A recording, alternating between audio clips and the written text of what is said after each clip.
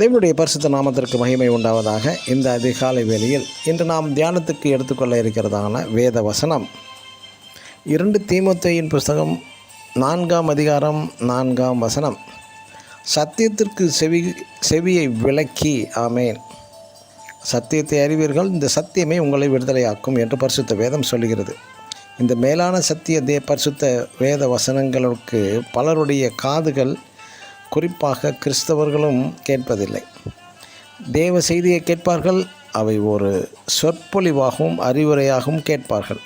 அவற்றை உள்வாங்குவதே கிடையாது. அவற்றை தேவ சத்தமாக கேட்பதில்லை. இப்படி தேவ சத்தமாக கேட்டிருந்தால், உணர்ந்திருந்தால், உற்சாகமடைந்து கேட்ட தேவ சத்தத்திற்கு கீழ்ப்படிந்து அவர்களுக்குள் ஒரு பெரிய மாற்றம் காணப்படும். மீண்டும் மீண்டும் தேவ சத்தம் கேட்க ஆசைப்படுவார்கள். இது போன்ற ஆசைப்படுபவர்கள் யார் என்றால், உண்மையாக மனம் திரும்பி பரிசுத்தாவியை பெற்றிருக்கிறவர்களே இவர்கள். அது மட்டுமல்ல, இவர்கள் எது தேவ சத்தம் எது மனித சத்தம் என்று பிரித்து பார்ப்பார்கள்.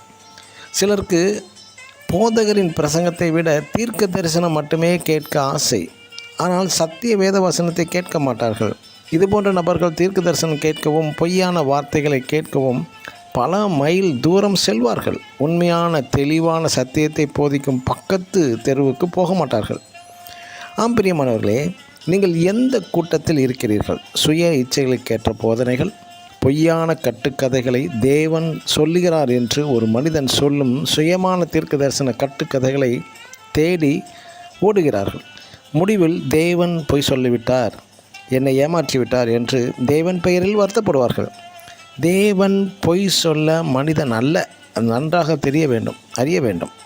தேவ வார்த்தை எது, மனிதனின் சுய இஷ்டமான வார்த்தை எது என்று ஆவியினால் பகுத்தறிவு இல்லாதவர்களே உண்மையான இந்த சத்தியத்திற்கு தங்கள் செவிகளை விலக்கி விடுவார்கள். ஆமென். God bless you.